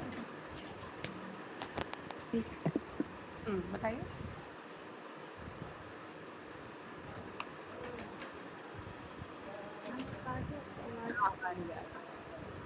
मेरा क्वेश्चन ये था कि रेमेडी का मतलब ये होता है कि जब हमारे फंडामेंटल राइट का वायलेशन हो तब जो हमें सॉल्यूशन मिलता है हाँ, उस चीज़ का। राइट। ये रेमेडी इसीलिए तो आर्टिकल 32 की हेडिंग ही यही है, राइट टू कॉन्स्टिट्यूशनल रेमेडीज। हमारा राइट है रेमेडी लेने का, डायरेक्टली सुप्रीम कोर्ट हम जा सकते हैं, ये भी हमारा फंडामेंटल राइट है। और मैम जो आपने रिजर्वेशन की बात की तो ये जॉब्स में क्यों मिलती है? ये तो एजुकेशन में मिलनी चाहिए ना, जब हम एजुकेशन के लिए कॉलेज में जाते भी हैं मिलती है, जॉब में भी मिलती है, प्रमोशन में भी मिलती है। जैसे तुम्हें तो फिर जॉब वो तो उनका मैम वो तो उनका प्रिविलेज हो गया कि वो SC/ST में बॉर्न हुए हैं। नहीं बेटा, मतलब it is an affirmative action, we can not say privilege तो नहीं है बेटा, नहीं प्रिविलेज तो नहीं है। जेन्युइनली उन लोगों के लिए तो रिजर्वेशन होना चाहिए, मेरा तो ये मानना है, जो लोग बट वाकई मैम प्रिविलेज में तो नहीं होना चाहिए। आई गेस अगर किसी ने एजुकेशन बेस पे लिया तो उसको जॉब बेस पे बेटा क्यों नहीं? बेटा ये हमारे सुप्रीम कोर्ट का, हम जो सुप्रीम कोर्ट कहेगा उसी को कहना पड़ेगा। It is an affirmative action, positive discrimination है बेटा, इस पे हम कोई कमेंट ना करना चाहिए। बस यही है, ये बस आप मनाओ कि सिस्टम, आप लोग आगे बढ़ोगे लाइफ में, तो आप लोग अगर एक रिजर्व कैटेगरी के हो, आपके फ्रेंड्स में कोई हो, आपका इन्फ्लुएंस ऐसा होना चाहिए कि लोग प्रभावित हो कि यार वाकई ये बंदा यार SC कैटेगरी का था, OBC कैटेगरी का था, ये रिजर्वेशन ही नहीं ले रहा है, उसको थोड़ा पैसा आ गया, ये हट रहा है, लोग पीछे जा रिजर्वेशन के लिए बेटा फाइट हो रही है। ये माइंडसेट दिमाग समाज से हट जाएगा, सारी प्रॉब्लम सॉल्व हो जाएगी। एंड मैम मैं ना कमेंट में जो भी लिखती हूँ ना तो वो बार-बार दिखा रहे हैं कि आप न्यूसेंस क्रिएट करो। मैं नॉर्मल सा क्वेश्चन भी लिखती हूँ तो भी वो लिख रहे हैं। मैं देखती हूँ उसको Manshika, I just ask the team कि ऐसा क्यों हो रहा है। आ जाओ। तो फंडामेंटल राइट्स यार, वी हैव ऑलरेडी डिस्कस्ड, ये हमारी राइट्स कहीं ना कहीं फंडामेंटल राइट्स हमारे कॉन्स्टिट्यूशन के द्वारा बेटा प्रिजर्व करी जाती हैं। दूसरी चीज़, किसके अगेंस्ट? स्टेट एक्शंस के अगेंस्ट, सिटीजन्स के अगेंस्ट। सरकार कुछ ऐसा ना करे, स्टेट के ऊपर लिमिटेशन लगा हुआ है, स्टेट के ऊपर यहाँ पे इम्पोजिशन किया गया है कि you will not discriminate, you will not do this. State यानी कि सरकार बेटा, स्टेट की डेफिनेशन के अंदर क्या क्या आएगा हम आगे ये क्लास में देखेंगे बेटा। तो जैसा मैंने बताया बेटा, हमारे देश में रूल ऑफ लॉ है and not of main. Rule of law का कॉन्सेप्ट बेटा हमने यूनाइटेड किंगडम से लिया और ये आर्टिकल 14 से एमिनेट होता है, निकलता है। अब बेटा थोड़ा सा आपको राइट टू प्रॉपर्टी के बारे में बताऊंगी। Right to property article 19(1)(f) का पहले पार्ट था, जो कि आपका फंडामेंटल राइट था। बट बेटा हमने इसको फंडामेंटल राइट के पार्ट से हटा दिया और हमने इसको बस एक लीगल स्टेटस कॉन्स्टिट्यूशन के अंदर दिया है। कॉन्स्टिट्यूशनल राइट रह गया है ये अब आपका अंडर आर्टिकल 300A। ठीक है, मतलब राइट टू प्रॉपर्टी आपका फंडामेंटल राइट है नहीं, ये हमने अमेंडमेंट एक्ट के थ्रू करा था। कौन सा अमेंडमेंट एक्ट था बेटा? 44th अमेंडमेंट एक्ट था बेटा। इसका साल था 1978 का। ठीक है, 44th कॉन्स्टिट्यूशन अमेंडमेंट एक्ट 1978। आगे आइए बेटा, एक आपके लिए बेटा क्वेश्चन है, इसका जवाब दीजिए प्लीज। Yes बेटा, I've given examinations and I just sat in the interview also, but अब एग्जाम तो बेटा एज सच नहीं दे रही हूँ। होपफुली यार आने वाले टाइम में प्रे करो मैम एग्जाम दे। राइट टू प्रॉपर्टी आपका फंडामेंटल राइट तो रहा नहीं, ये एक कह सकते हो कॉन्स्टिट्यूशनल राइट है। अभी भी बताया लास्ट राइट में, करेक्ट आंसर बी हो जाएगा, बी हो जाएगा बेटा, है ना? आलोक ने सबसे तेज जवाब दिया है बेटा। अमेंडमेंट के बारे में क्विकली बात करेंगे बेटा। अमेंडमेंट जब भी हम बात करते हैं तो अमेंडमेंट के एंगल से हम एक केस लॉ देखते हैं। एक केस बेटा आता है, साल था बेटा 1973 का। इस केस की शुरुआत होती है, जो मठ नहीं होता है प्रॉपर्टी, जो मठ की होती है, मठ की जो मठ आपका मंदिर से रिलेटेड जो मठ होते हैं, मठ से रिलेटेड डिस्प्यूट था। और ये मठ का डिस्प्यूट हमारे कॉन्स्टिट्यूशन के बहुत बड़े बड़े प्रिंसिपल्स को लेके चला गया। It is the Keshavananda Bharati case. Keshavananda जो है इस मठ के हेड थे।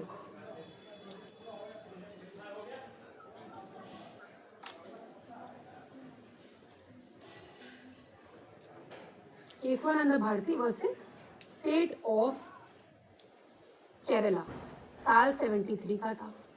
इस केस में ये सवाल उठा कि क्या फंडामेंटल राइट्स को कभी चेंज किया जा सकता है, अमेंड किया जा सकता है। स्टेट के ऊपर लिमिटेशन लगा हुआ है, स्टेट के ऊपर यहाँ पे इम्पोजिशन किया गया है कि you will not discriminate, you will not do this. State यानी कि सरकार। बेटा स्टेट की डेफिनेशन के अंदर क्या क्या आएगा हम आगे ये क्लास में देखेंगे बेटा। तो जैसा मैंने बताया बेटा, हमारे देश में रूल ऑफ लॉ है and not of main. Rule of law का कॉन्सेप्ट बेटा हमने यूनाइटेड किंगडम से लिया और ये आर्टिकल 14 से एमिनेट होता निकलता है। ठीक है, अब बेटा थोड़ा सा आपको राइट टू प्रॉपर्टी के बारे में बताऊंगी।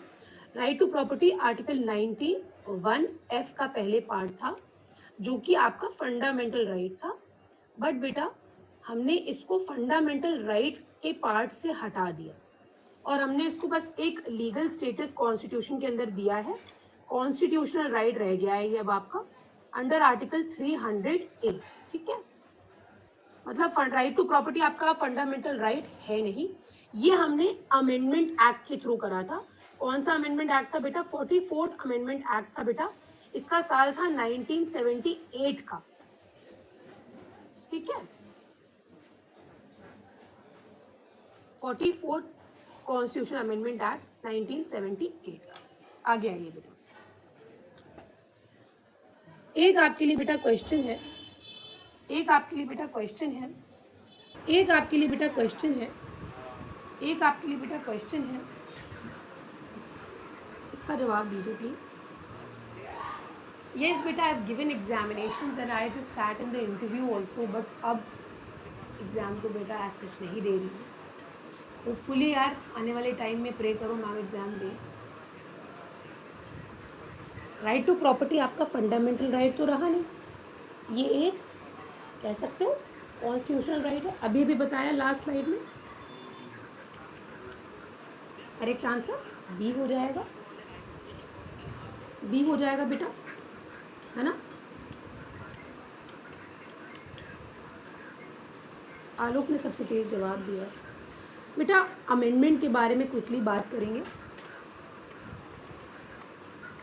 बेटा अमेंडमेंट जब भी हम बात करते हैं तो अमेंडमेंट के एंगल से हम एक केस लॉ देखते हैं। एक केस बेटा आता है, साल था बेटा 1973 का।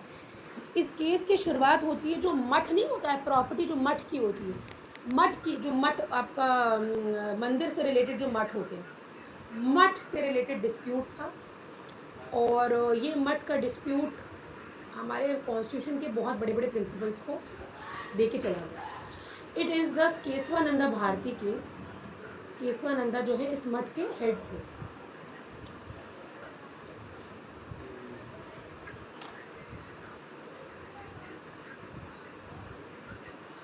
Kesavananda Bharati versus state of Kerala, साल 73 का था।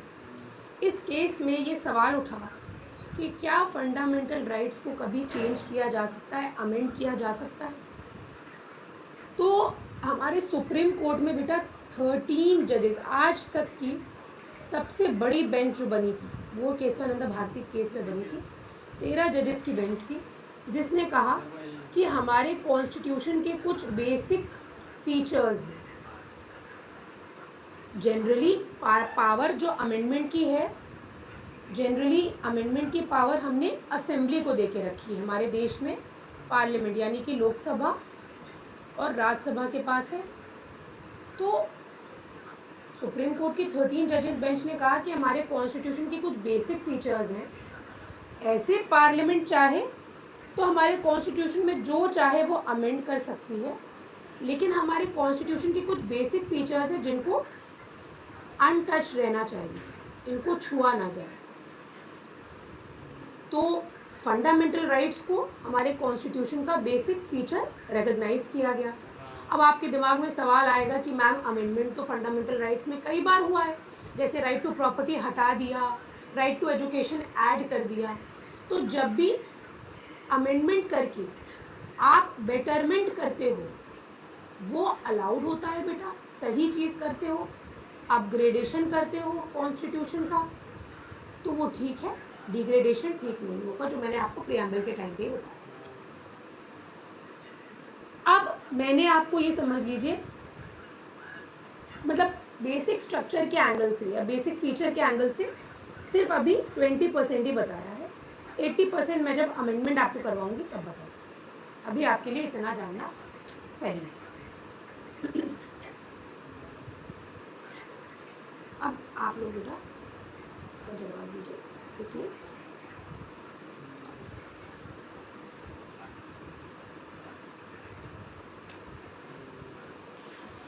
To violate the basic features.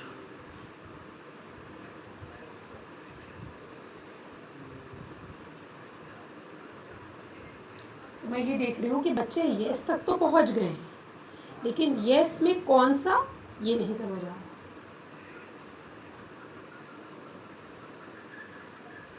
ये क्या है बेटा, एक एक्सट्रीम वर्ड है, एनी। हमारे कॉन्स्टिट्यूशन में एनी नहीं हो सकता,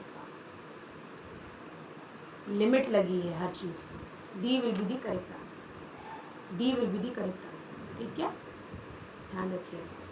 जब हमारी फंडामेंटल राइट्स ही एब्सोल्यूट नहीं है, हर फंडामेंटल राइट पे सैक्रोसैंक्ट पोजीशन है, यानी कि बहुत ही तगड़ी अनटच्ड पोजीशन है, बट उसके बाद भी उनके ऊपर रिस्ट्रिक्शन लगाए गए हैं, यानी कि कोई भी fundamental right they are not absolute, ये एब्सोल्यूट नहीं है, ठीक। आगे आइए। अब यहाँ पे कुछ पिक्चर्स हैं, 3 पिक्चर्स, तो 3 पिक्चर्स के अकॉर्डिंग आपको जवाब देना है कि कौन सी राइट के बारे में बात करी जाए। नंबर 1 बताइएगा।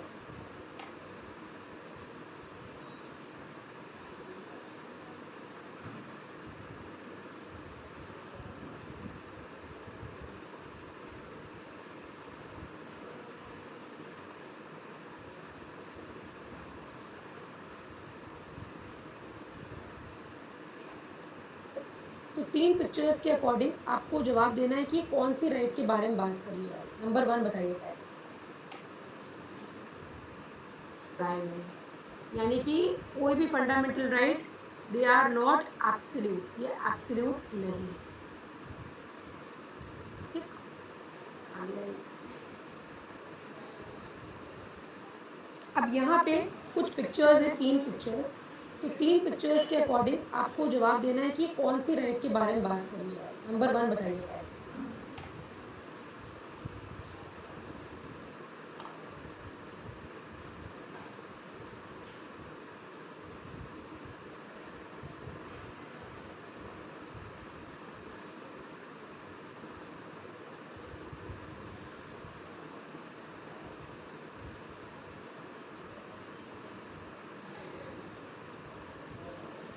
टू बताइए बेटा, 2।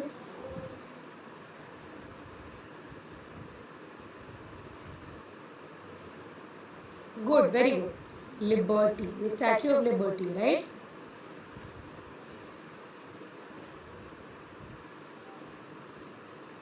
Four, right. और लास्ट बताइएगा बेटा।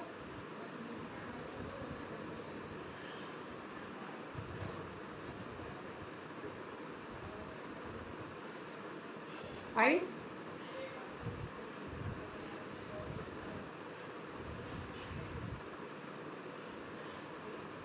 राइट, सही है, एब्सोल्युटली करेक्ट।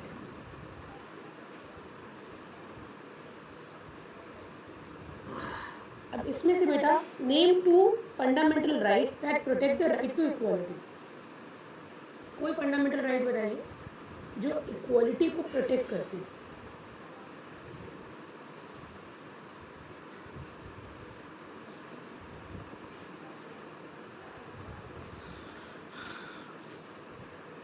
वेरी गुड बेटी, very good. Equal opportunity and you can say untouchability. Very good Drishti, बहुत बढ़िया। Employment, untouchability and no discrimination, right. बहुत बढ़िया महिमा, वेरी गुड बेटा, वेरी गुड। इसका बताइए, वो जो आपको एक्सप्लॉयटेशन बताया था मैंने।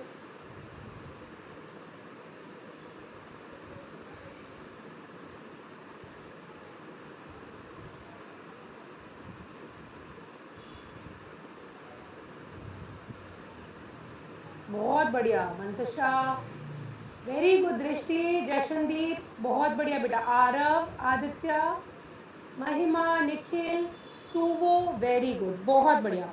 रिलीजन, रिलीजन के एंगल से मैंने क्या बताया, टैक्स बताया था। स्कूल्स में आप अगर एक स्टेट के द्वारा एस्टैब्लिश स्कूल हो तो आप वहाँ पे कोई असेंबली के अंदर कोई एक पर्टिकुलर रिलीजन को प्रमोट नहीं कर सकते हो। प्रार्थना एंड ऑल प्रेयर्स कैसी होंगी उस पर ध्यान दिया जाएगा, राइट। प्रोफेस रिलीजन, मुस्कान, बहुत बढ़िया।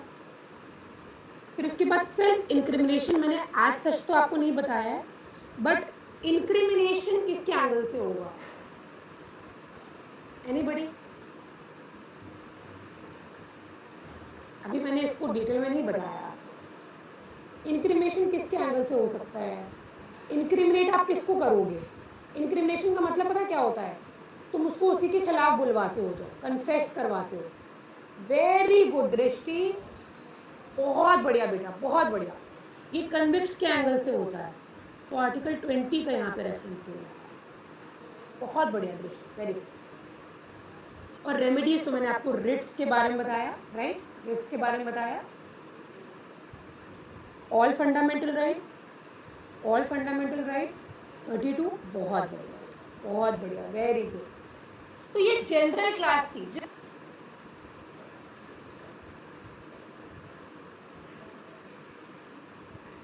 बहुत बढ़िया, वेरी गुड। तो ये जनरल क्लास थी, जस्ट फंडामेंटल राइट्स का इंट्रोडक्शन था, उसमें आप इतना जवाब दे पा रहे हो, वेरी गुड बेटा, बढ़िया है, ठीक है। अब इस पे जनरल आपका आउटलुक चाहिए मुझे, जनरल बस discussion. A group of students denied admission to a school based on religion, कौन सी राइट का वॉयलेशन? सिर्फ आपको नंबर बताना नहीं है, नंबर नहीं बताना, जनरली आपके अकॉर्डिंग कौन सी राइट हो सकती है?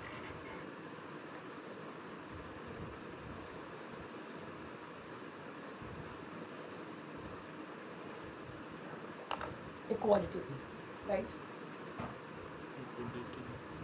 इक्वालिटी की हो जाएगी, ठीक है, ई लिख देती हूँ मैं। फिर उसके बाद अगर कोई जर्नलिस्ट है जिसको अरेस्ट किया जाता है for writing an article criticising the government, which fundamental is being violated, right. Speech, ठीक है, एफ लिख देती हूँ, freedom of speech. If a factory owner employs a child labour under hazardous conditions, which fundamental right? Very good Ananya बेटा, बहुत बढ़िया। Exploitation, force labour, right, right. फिर उसके बाद a person who is not allowed to enter a temple because of the caste, which fundamental right?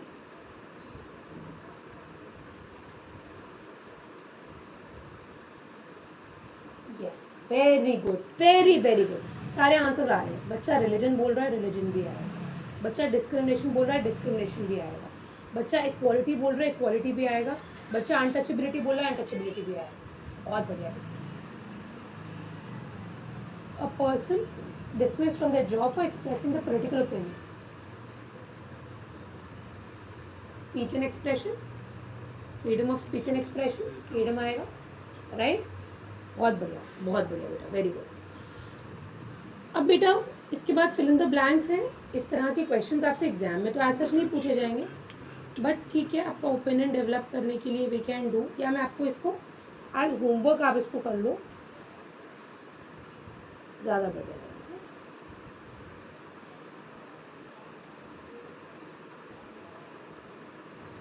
ठीक है, या बाद होमवर्क कर,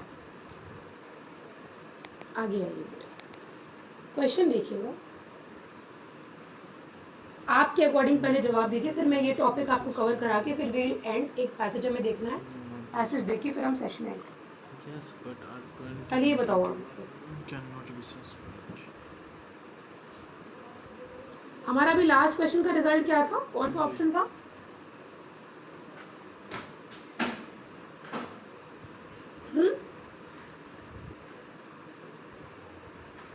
लास्ट क्वेश्चन कौन सा मैंने पुट अप किया था आपको, इसका पोल लगाया था मैंने, ये है ना, या ये डी, सॉरी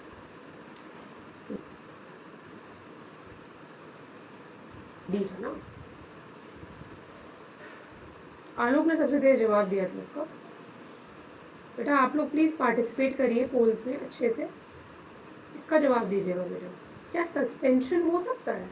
Yes, क्या but फंडामेंटल राइट्स का सस्पेंशन हो सकता है बेटा? technology. आप दिमाग लगा के सोचो, क्या हमारे देश में, इंडिया में कोई ऐसी सिचुएशन आ सकती है जब ये कहा जाए कि भाई अभी करेंटली तुम्हारी फंडामेंटल राइट्स को हम नहीं देख सकते?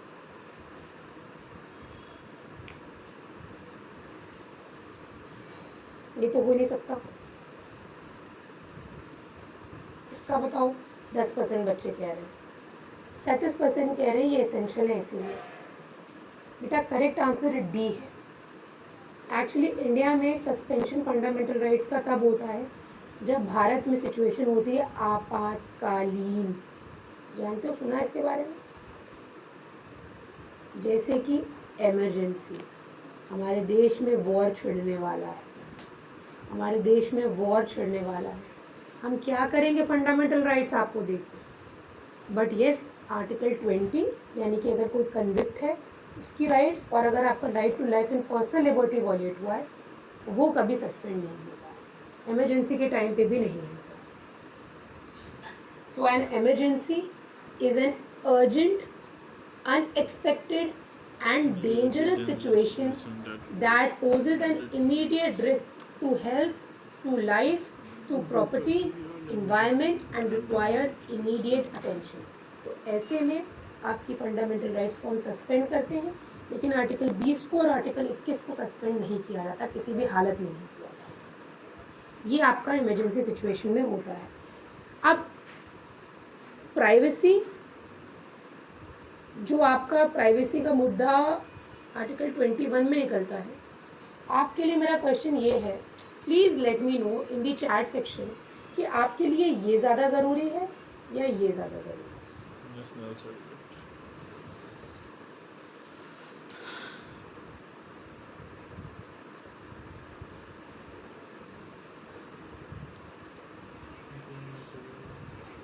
सरकार के एंगल से भी बेटा नेशनल सिक्योरिटी सरकार के लिए ज़्यादा ज़रूरी होती है, बट तब भी अगर आपकी राइट टू प्राइवेसी को वॉयलेट किया जाता है तो कहीं ना कहीं आप कोर्ट जा सकते हो बेटा। प्राइवेसी को कैसे वॉयलेट किया जाता है? आपका कोई डेटा लीक हो गया, आपका कोई भी ऐसा इशू जो प्राइवेसी को वॉयलेट करता है, तो आप कोर्ट जा सकते हो इससे। वैसे जनरली सरकार के एंगल से नेशनल सिक्योरिटी सबसे इम्पोर्टेंट है बेटा। अब आपके सामने पैसेज आएगा, 2 स्लाइड्स का है, ध्यान दीजिएगा, रीड करें, कहिएगा तो मैं रीड कर दूँगी।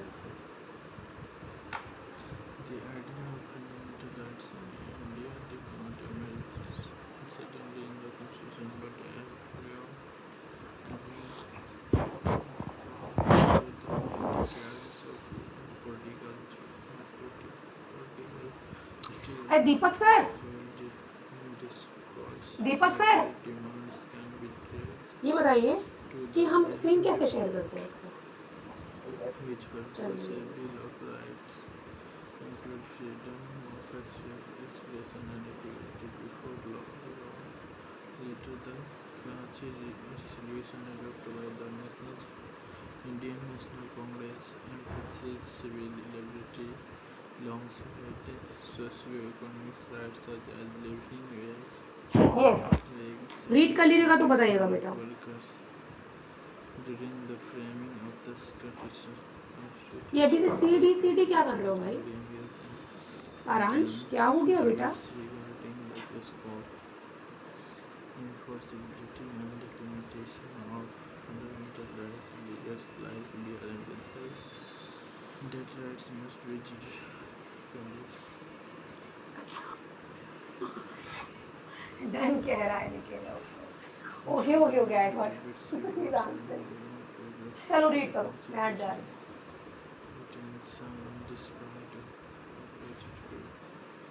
provisions along with intelligence and reflecting concern about national sovereignty in a newly independent state. Similarly, the rights to property become continuous balancing individual rights against the need to land reform.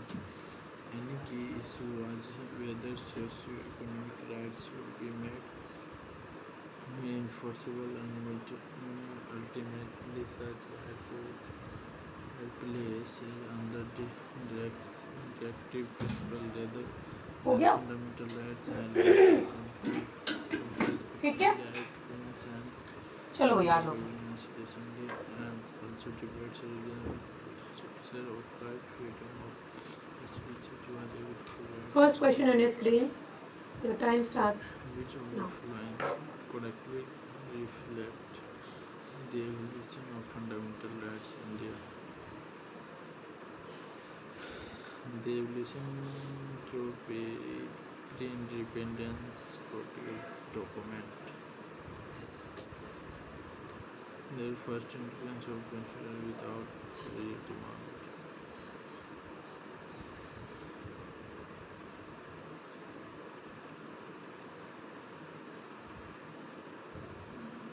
Their first instance without demand. बेटा पता नहीं 45% बच्चे गलत क्यों दे रहे हैं आप ये देखो कि ये देखो evolve through decades of political struggle and intellectual discourse Nehru report थी which proposed bill of rights including freedom of expression equality later Karachi resolution था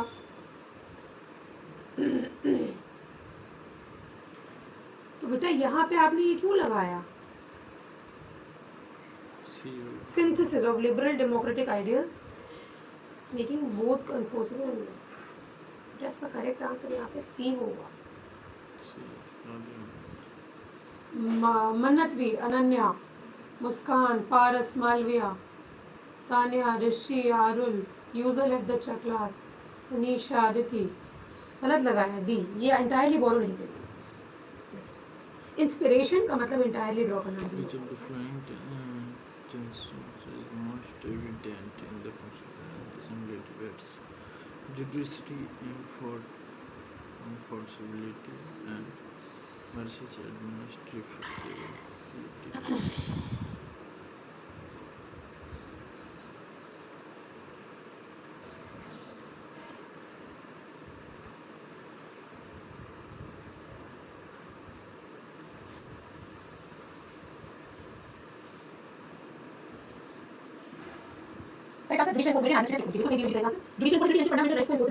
ये इशू था कॉन्स्टिट्यूशन और एडमिनिस्ट्रेटिव फ्लेक्सिबिलिटी देने के बाद एडमिनिस्ट्रेशन सही हो पाएगा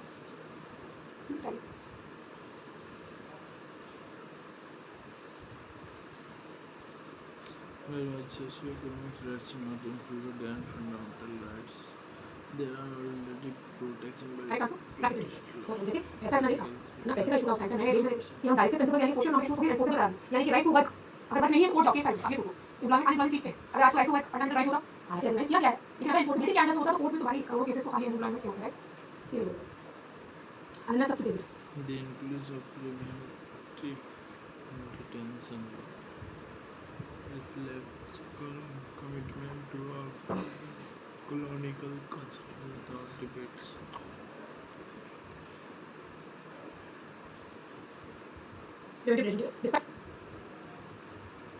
होगा ये सिक्योरिटी कंसर्न इसीलिए डिटेन किया जाता है अगर देखो प्रिवेंटिव डिटेंशन में क्या होता है ये preventive detention despite opposition provisions around preventive detention for detain reflecting concern of national security and independent state ठीक है सी अनामिका सबसे नेक्स्ट क्वेश्चन आपकी स्क्रीन के ऊपर रहिएगा समझ लो Which of the following best emancipatory rights and stability?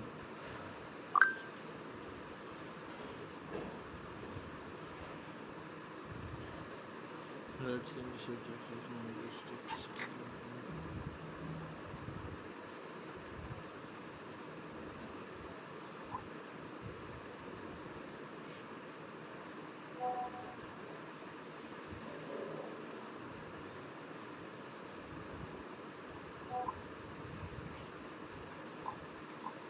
Right answer subject to reasonable restrictions Subchapters.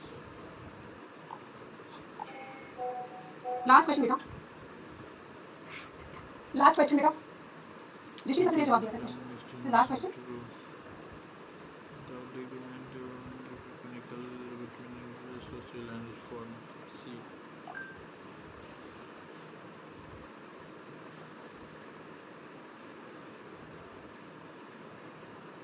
Right answer reflected conflict between individual rights और social reform तो यहाँ पर राइट टू प्रॉपर्टी के डिबेट के बारे में एज सच पैसेज में बात की गई थी, तो वो इसका करेक्ट आंसर बेटा ऋषि सचदेव दिया है। तो आज की लीडर बोर्ड पे है Ananya 9 Ajmol is there, Anamika is there, Ravish, Paras, Tania, Aaradhya, Tania, Manoj and निशा।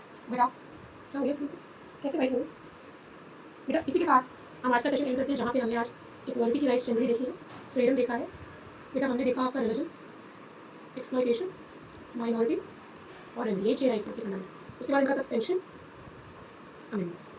ठीक है, मिलेंगे बेटा बहुत ही जल्द। नेक्स्ट क्लास का होमवर्क मैं ऑलरेडी आपको दे चुकी हूँ, ये मैं आपको देखिए। ठीक है प्यारे बच्चों, see you soon in the next class. Thanks a lot guys for joining. पढ़ाई करिए बेटा, अच्छे से पढ़ाई करिए बेटा, अपना ध्यान रखिए, keep studying, keep working hard, because hard work का कोई सब्स्टिट्यूट नहीं होता। मैं आपसे इजाजत देती हूँ, मिलूंगी बहुत ही जल्द एक नए वीडियो के साथ। मेरे तरफ से आप सभी लोगों को बहुत सारा प्यार। टेक केयर, अलविदा, रिवाइज करिए वरना भूल जाएंगे।